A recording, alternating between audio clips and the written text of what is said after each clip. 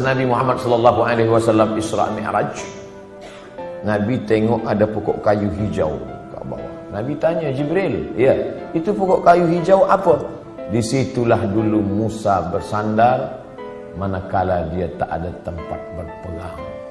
Ayah hilang, mak tak ada, istana dah tinggal, manusia tak ada yang dikenal. Kadang dalam hidup ni begitu. Allah buat kita hilang pegangan supaya apa? Supaya kita hanya bergantung kepada tali Allah bihablillah. Makanya jangan suuzon pada Allah. Puan mungkin sekarang bergantung pada suami, tak lama selepas tu mati laki. Kenapa laki aku yang mati? Kenapa tak laki dia? Aku sembahyang, aku baca Quran, aku baca Yasin, aku ikut tazkirah. Husnuzon pada Allah. Inna husni zanni abdi bi. Aku menurut prasangka hamba kepada aku. Mungkin Allah ingin supaya kita hanya bergantung kepada Allah semata. La haula wala quwata illa billah. Makanya perempuan yang tabah dia tak menangis. Mati laki dia tak ada nangis. Awak tak menangis? Tak, saya bergantung kepada Allah. Kenapa tak menangis? Memang saya lama dah tunggu. Sebab laki itu tak elok, jahat, tak sembahyang. Oleh sebab itu maka kita husnuzan pada Allah. Anak ada, bini ada, unta ada, kebun ada, berpegang kepada makhluk. Allah uji, Allah matikan anaknya, dia tetap berpegang. Allah buat unta lembu mati, kambing mati, tetap. Allah buat pula kebun-kebun yang hijau menguning, layu mati kering, tetap juga. Tinggal seorang saja yang tempat dia bersama, rahmah. Maka disebut dalam doa orang menikah, Allahumma arham bainakuma kama rahimta baina Ayyub wa rahmah. Ya Allah, buatlah mereka berdua berkasih sayang sebagaimana berkasih sayangnya Ayyub dan Siti Rahmah. Rahmah setia. Harta tak ada, anak mati, kambing mati, tanaman kering, tetap cinta kepada Ayyub. Sampai masa ujian di bawah ujian, jatuh serendah-rendahnya dari kaya raya, hilang semuanya, datang penyakit kulit berulat daging, tetap juga. Namun meminta kepada Allah tidak, malu dia. Ayub tak ada minta pada Allah, ya Allah, dulu aku elok, rezeki banyak, ini kenapa anak mati, tanaman mati, kering, onta mati, datang pula penyakit kulit, salah aku apa? Tak ada. Ayub marah kepada Allah. Sampai akhirnya Rahmah tak tahan. Apa kata isteri Ayub? Berdoalah pada Allah, Ayub. Mengadulah pada Allah. Apa kata Ayub? Rabbi anni massani ad-dur wa anta arhamur rahimin.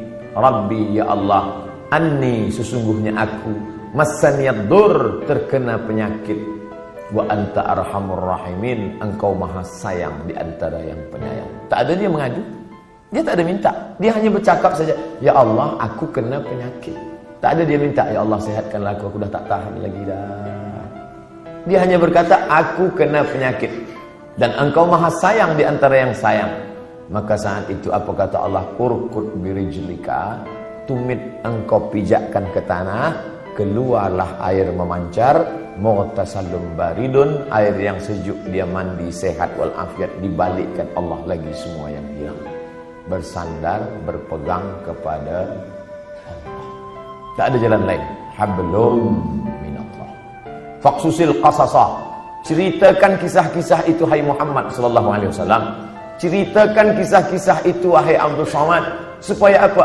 La'allahum yatafakkarun. Supaya manusia ni berfikir, jangan dia sangka dia saja yang diuji Allah. Bahawa nabi-nabi dulu pun ujian hidupnya luar biasa. Mereka luar biasa. Kalau Ustaz Abdul Samad biasa di luar. Di Sumatera, di Kalimantan, di Sulawesi, di Papua, saya bagi tazkirah di luar. Orang dalam masjid, saya di luar, di Padang, di Malaysia, alhamdulillah di dalam.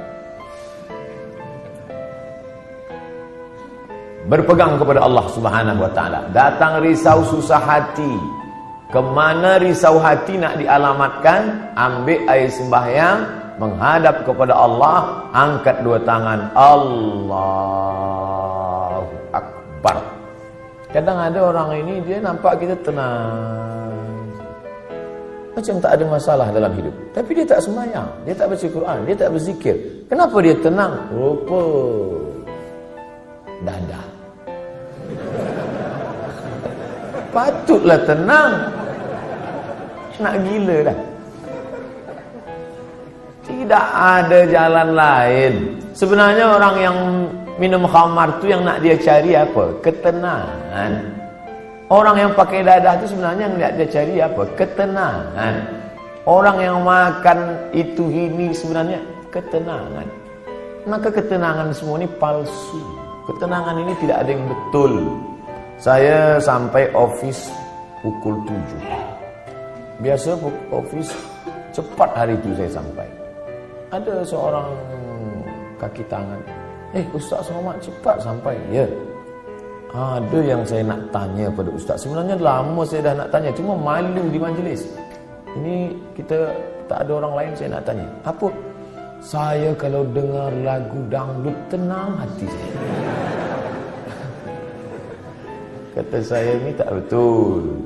Ketenangan yang betul adalah tenang masa berzikir, tenang masa berselawat. Kadang kita ni jaga pagi tidur, sempit rasa hidup, tak tahu entah apa yang menyusahkan hati. Maka lapangkan. Orang lain dia kata, bila anda nak tenang, pejamkan mata, tarik nafas, tarik, tahan. Kita tak diajarkan macam tu. Kita diajarkan hadapi hidup ini, serahkan pada Allah Subhanahu wa taala, berzikirlah. Apa zikir? Kata ustaz ini banyak-banyak berselawat. Bila engkau susah hati, banyak-banyak berselawat. Allahumma salli ala sayyidina Muhammad wa ala ali Muhammad. Allahumma salli ala sayyidina Muhammad wa ala ali Muhammad. Allahumma salli ala sayyidina Muhammad. Kata ustaz ini pula, banyak-banyak berzikir. Afdhalul zikri fa'lam annahu la ilaha illallah. Kata ustaz ini pula, yang paling elok tu tasbih. Subhanallah bihamdihi, subhanallahil azim, subhanallah. Jadi awak amalkan yang mana? Itulah ustaz. Sampai hari ini satu pun saya tak amalkan. Habib ini cakap banyak selawat, ustaz ni cakap banyak zikir tahlil. Ustaz, pilihlah. La ilaha illallah 1000 elok, selawat 1000 elok, istighfar 1000 elok. Malulah mana-mana nak bawa tasbih. Tak usah pakai tasbih, pakai tangan. Subhanallah. Allahumma salli ala sayyidina. 3 kali pergi umrah, 3 bawa tasbih balik, 3-3-nya tergantung di kereta. Patutlah kereta tu yang tenang. Yang punya kereta risau. Kita berzikir supaya Allah turunkan ketenangan. Letak tenang tu di mana? Di hati. Yang punya hati ni siapa? Allah. Yang menurunkan ketenangan dalam hati siapa? Wallazi anzalas sakinata. Allah yang menurunkan ketenangan fi qulubil mu'minin, ke dalam hati orang yang beriman. Kadang hati itu macam kopi yang dikacau, kacau balau. Tapi kemudian manakala kita berzikir, terasa dia tenang. Pagi nak pergi ke office, Allahumma salli ala sayyidina Muhammad. Allahumma salli ala sayyidina Muhammad. Allahumma salli. Baca dapat dari rumah, makin jam makin banyak. Kalau kita marah, mengamuk, apakah jam itu berjalan? Tidak. Mengamuk macam apa ni? Bukan dia bergerak.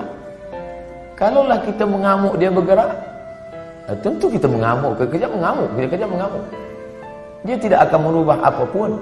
Maka banyak-banyak berzikir, banyak-banyak berselawat. Apalagi kita duduk di kota besar, internasional. Nak berangkat pagi, jam, balik jam, di tempat kerja pula banyak masalah. Bila lagi kita nak dapat ketenangan? Maka tak ada jalan lain kecuali hablum minallah. Berzikir. Saya malu nak bawa tasbih, ustaz. Okey, ada yang sekarang pasang macam ring cincin. Okey. Subhanallah. Tenang, terasa tenang. Subhanallah. Dapat 100. Subhanallah. Dapat 200. Dapat 1000, ambil gambar.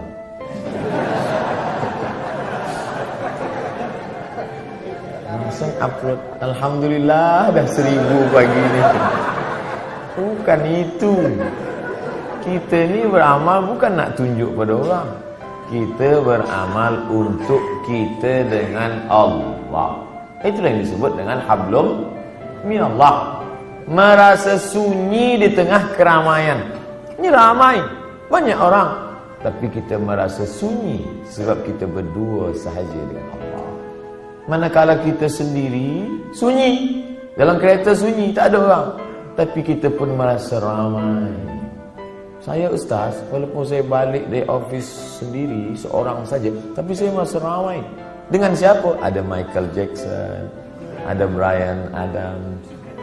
Bukan dengan dia, tapi kita bersama dengan Allah. Hablum minallah. Kira-kira orang-orang soleh itu apakah tak ada takut dalam hatinya? Sahabat-sahabat Nabi itu apakah tak ada risau dalam hati dia? Abu Bakar Siddiq bukan tangguh, dekat dengan Nabi SAW, berdua. Orang pertama masuk Islam lelaki Abu Bakar, perempuan Khadijah, budak kecil Sayyidina Ali, hamba sahaya. Ini orang paling dekat dengan Nabi. Tapi manakala dia berada di Jabal Thur dan dia tengok kaki orang kafir Quraisy, sikit lagi nak tangkap kaki dah nampak. Dan orang kafir Quraisy maaf cakap, terkencing. Dia kepala dia tengok ke atas, maka tak nampak. Andai dia tengok ke bawah, dia nampak Abu Bakar. Waktu itu Abu Bakar datang. Apa kata Nabi SAW? La tahzan, innallaha ma'ana. La tahzan, jangan cemas, jangan takut, jangan sedih. La tahzan, don't be sad. Itulah yang jadi buku bestseller yang ditulis oleh Aid Al-Qarni dalam banyak bahasa, termasuk bahasa Melayu, bahasa Indonesia, ditulis asli original bahasa Arab. Jangan takut wahai Abu Bakar. Apa pelajaran yang dapat kita ambil daripada perjalanan Rasulullah SAW ini? Bahwa orang selevel Abu Bakar pun yang dijamin masuk surga, tetap dalam hatinya ada rasa takut, ada rasa cemas, ada rasa sedih, ada susah. Jadi kalau ada orang, aku selepas banyak berzikir ni memang tak ada takut lah. Awak tak usahlah dusta. Abu Bakar pun takut, apalagi awak abu-abu. Ustaz Somad ada rasa takut? Ada. Kenapa kita hilangkan itu dengan banyak berzikir? Mengusir, menghalau dia dari hati kita. Inilah yang disebut dengan hablum minallah. Innallaha ma'ana. Abu Bakar jangan takut. Idhuma fil ghari. Huma, mereka berdua. Idhuma fil ghari, ketika mereka berdua berada di dalam gua. Idh yaqulu li sahibihi, ketika ia berkata kepada sahabatnya, la tahzan, jangan takut, jangan khawatir, jangan cemas, jangan ngeri. Innallaha ma'ana, Allah bersama dengan kita. Itu juga yang terjadi pada Musa alaihissalam. Ketika Fir'aun mengejar dari belakang, di hadapan mereka Laut Merah. Maju ke hadapan, mati, tenggelam Laut Merah. Balik ke belakang, akan ditangkap oleh Fir'aun beserta bala tenteranya. Kemana nak pergi? Apa kata orang Bani Israel? Inna lamudrakun. Musa, sekali ni kita memang mati, Musa. Tengok dia ke belakang. Tengok belakang Musa. Itu Fir'aun dah nak tangkap kita. Di hadapan kita pula Laut Merah. Inna lamudrakun. Kita akan ditangkap. Apa kata Musa? Kalla. Tidak. Inna ma'iya Rabbi bersamaku ada Allah.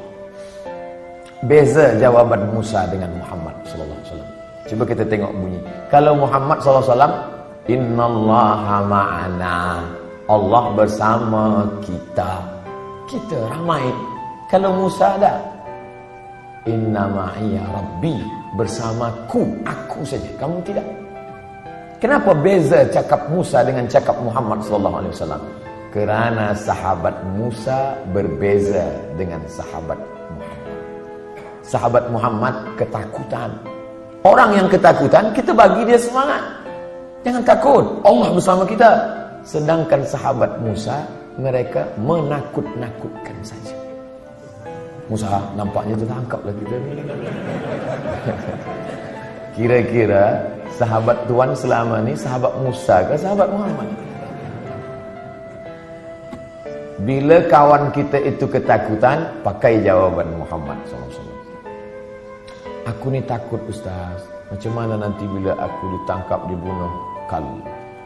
La tahzan, jangan takut. Innallaha ma'ana, Allah bersama kita. Tapi bila ada yang takut-takutkan saya, Ustaz, nanti Ustaz akan ditangkap, Ustaz akan dibunuh, Ustaz akan diculik, kalla, sekali-kali tidak. Inna ma'iya rabbi sayahdin, bersamaku ada Allah, bersama kamu tidak. Jangan lupa subscribe, like, and share.